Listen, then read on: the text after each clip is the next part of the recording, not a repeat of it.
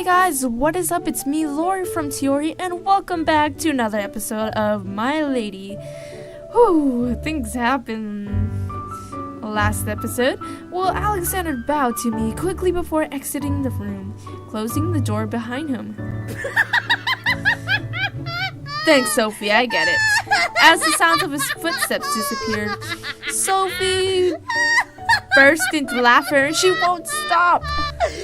What happened while I was away? Were you trying to seduce him again, ma'am? Yes, I was okay. What? Sophie? That was hilarious, ma'am. Thanks, Sophie. I appreciate it. I glared at her to stop once again, making her stop and bring her laughter to a soft chuckle. So, ma'am, I brought some sweet sandwiches and tea for you. Strawberries with a fresh hazelnut spread. Why, thank you, Sophie. Oh, wow, thanks. My pleasure, ma'am. Ooh, that looks delish. I sat back down at my desk and watched Sophie place down the plate of tea sandwiches and tea in front of me over the tray Alexander had brought me. Any fancy mail today, ma'am? I got 3 letters. Talk about my mother. Well, my mother's coming home soon. So I heard! The kitchen hands are going crazy at the news. They know already? What? Of course! Abby practically memorizes your mother's schedules, that strange kitchen woman. Maybe she has a thing for my mother. That is true. Anything else? Talk about the suitor.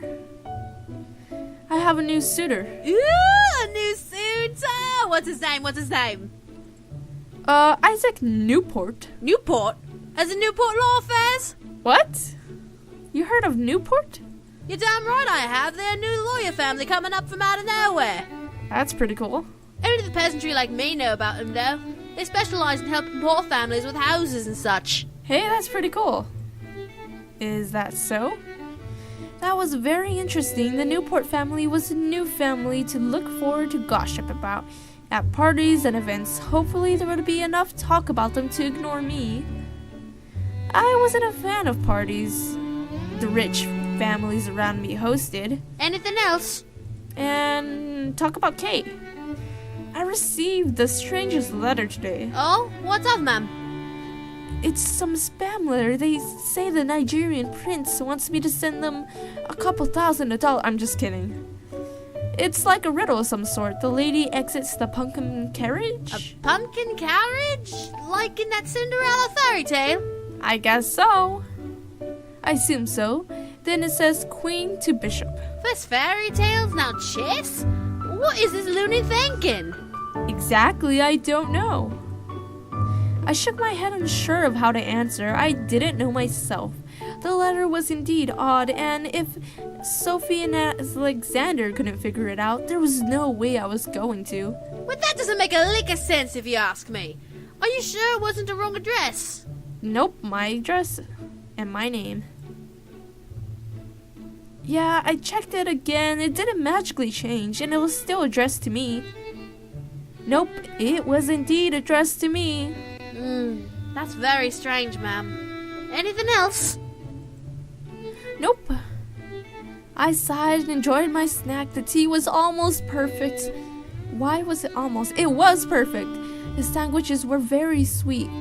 I appreciated Sophie's work, despite it being a menial task. She did it with love. So, ma'am, what are you going to wear for your mother when she arrives? The same thing I wear. I sat in silence for a moment, contemplating on what to wear. I had many outfits, but I wasn't about to put on a fashion display for my mother. Stopping my snack, I looked to Sophie and thought, what dresses do you suggest? Well, you could always wear the white one your mother bought from France. Then there's also the red one from Spain. That one looks good on you. Oh, well, thanks, Sophie. Red or white? It was a simple choice, but I almost felt like laughing at the choice itself. Something about it was hilarious to me, and I couldn't put a finger on why. I finally made my mind and said, the red dress or the white dress? Well, my favorite color is red, so let's go on. And she said I did look nice in it. Ooh, very fun, ma'am. Won't your mother disapprove, though? She hates it when you wear red. I didn't know that. Sophie, why didn't you tell me? Well, she hates it when I wear red, so you're right. White it is. Sophie nodded and got out my white dress from the closet. Let's get you cleaned up, ma'am. Then we'll get this dress on you. Okay. Thanks, Sophie. Getting into dresses was a tiring process. First, I had to clean using an unnecessary large bath to wash in. Then I had to be dried, which required both me and Sophie to do it in a reasonable amount of time. You can dry yourself off with a towel. After that, I had to powder and put on my underclothes, which included a corset. Sophie, you're trying to kill me! Just a little more, ma'am. Your mother would kill us both if we don't do this right. That's true, but stop! Corsets were a pain. Then we finally got to put the dress on. It was easy to slip on and only took Sophie a few minutes to tie it up to fit me perfectly. I stood in front of my large vanity mirror checking out my dress and it looks awful. I smiled at my choice. It was a lovely dress with a lace and ribbon. I dare to think I looked like an angel in it. Sophie quickly found a white ribbon and tied it to my hair. You look so lovely, ma'am. I'm jealous. You look lovely too, Sophie. Thank you, Sophie. You're the best. Sophie smiled and bowed to me graciously. I turned back to the mirror and stared at myself a little, wondering what Alexander would think of it. It wasn't sexy, but it was still elegant and mature. The sound of horses made me quickly look away from the mirror to look at my window. I rushed over and looked out to see a large carriage stopping in front of my house. Who is that? I don't recognize the carriage. Isn't it my mother? I don't either. I stared at the carriage a long while, unable to tear my eyes away. Who was visiting us, and today of all days? The door of the carriage opened, and out stepped a handsome man, looking to be around my age. He was dressed in a casual suit, with brushed hair and an anxious smile. As per his protocol, Alexander stepped out of the mansion and greeted him. They spoke to each other briefly before Alexander escorted him inside. What did this man want? Ma'am, could it be the Newport son who sent you that letter? Oh, I hope not. Isaac, why would it be him? Why would he ever even come? He's come to court you! Oh my, this is exciting! Thanks, Sophie, for the support. Once again, I quickly look at the carriage, trying to piece the logic together. He did wish to meet with me, but why come to my home? Was he that desperate? I sighed and exited my room with Sophie close behind. I felt the obligation to greet him crept into my gut, so I followed it all the way to the main hobby. Oh! I stepped into the lobby to see the man and Alexander conversing with one another. At the sound of my footsteps, however, they stopped and looked at me. Alexander seemed surprised at my outfit. Did he like it? I looked at him and gently tilted my head in confusion. Alex quickly shook his head and cleared his throat. Thanks, Sophie, again. Mr. Newport, may I introduce the current lady of the house, Miss Bauxmont. Lori Beaumont. I guess that's a okay-sounding name. As I was introduced, I climbed down the stairs of the grand staircase as I reached the bottom and walked over to where the two men were awaiting me, with Sophie 2 steps behind me. Oh, wow. Allow me to say you look absolutely stunning, Miss Bauxmont. I take that as an insult, Issac Newport. Get out of my mansion. I'm just kidding. Why, thank you, Mr. Newport. I presume, according to my butler. Yes, Issac Newport. It's a pleasure to finally meet you at last. Nice to meet you too. He held out his hand, waiting for me to place mine in it. Did I want to? My mother wasn't around, so I didn't necessarily have to be polite to that extent. We'll be polite and simply give him your hand. You flatter me. Thank you. I placed my hand in Isaac's, watching him smile gently before bringing my hand to his lips and brushing his lips over my knuckle. Oh, if that happened in real life, I don't think I would ever stand that. A gulp barely caught my attention, causing my eyes to quickly look over and see Alexander staring at my hand intently. What was he gulping for? May I ask you why you are here? Oh, well, I was in town and I was passing by your estate, so I decided to come by and possibly meet you. Obviously, it was a good choice. I guess. I see. Well, I'm afraid I usually deal with scheduled meetings, so I'm not sure that I can entertain you. Oh, no, I wasn't insinuating anything of the sort. I merely wished to stop by and meet you, that's all. You seem like a nice guy, Issac Newport. I think we're going to be great friends. Oh, I understand. Well, since you did stop by, allow me to offer you some tea. I looked back over my shoulders at Sophie, who quickly nodded and stepped forward ahead of me towards Isaac. Would you follow me to the drawing room, please? I'll prepare some tea and bring it as soon as it's ready. Wow, Sophie, you're so polite to everyone except for me. I'm just kidding. Thank you so much. You're welcome. I bit my tongue. Sophie was definitely a great actress around guest. Sophie and Isaac walked around towards the drawing room, leaving Alexander and me alone.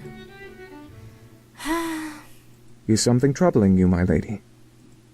No, I'm just surprised, is all. Alexander nodded, standing at the ready for any instruction I had. I looked in the direction of the drawing room and bit my lip. I didn't want to sit there with him, especially if my mother was coming home today. Who knows what she would think. My lady, if I may speak my mind. Of course you can, Alexander. You are my butler. I turned to Alexander. Oh, yeah, go ahead. You look absolutely stunning in that dress. Did you really have to say that? I stared, suddenly turning red in the face at his compliment. He thought I looked stunning? I looked to the ground, unable to reply back. Alexander cleared his throat and stood back at attention, waiting for me to give him orders or leave. Just my luck, however. I turned my head to the front door, hearing another set of horses. Oh, Alexander, please check who it is. Arrived, and let me pray is not my mother's. Yes, my lady. Alexander quickly walked over and opened the door to see outside. Your mother has returned. Why? I felt my heart stop. Was my luck just terrible today? Alexander quickly exited the front doors to assist my mother out of her carriage. I stood, knowing that my mother would want me to be at the lobby waiting for her. I felt frozen, unsure how to explain the second carriage to my mother, who was very quickly on her way inside. It was a suitor, but I didn't want her to get the wrong idea. Oh God, it's my mother. At last, my mother stepped in the lobby with Alexander carrying her bags almost effortlessly behind her. Ah, there you are.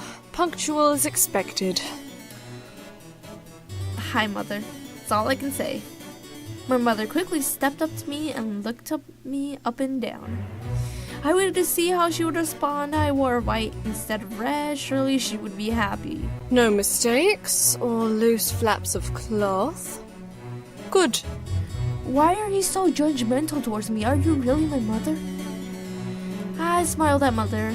I did appreciate it when I made her proud enough not to lecture me. Now, can you explain to me why there's another carriage in the front? Oh, I had to be calm. So I won't murder her. She had to understand that I was not interested in a suitor, nor did I invite him. Issac Newport wanted a visit today, Mother. He was in town and decided to stop by, of course. And where is he? Inside the drawing room, Mother. I have no time for guests. I have much to do, and I won't have you entertaining guests without me. Calm your tits down, Lady Bauxmont, whatever your name is. My mother turned her head to Alexander. Escort him out. I just invited him in. Yes, madam. Okay, Alexander, you say the same. Well, I am done with this family. I am done with my mother. I'm gonna be done with this episode too. Thank you guys so much for watching. Make sure you click that like button and also subscribe to my channel. And see you I can't even talk today. See you guys soon.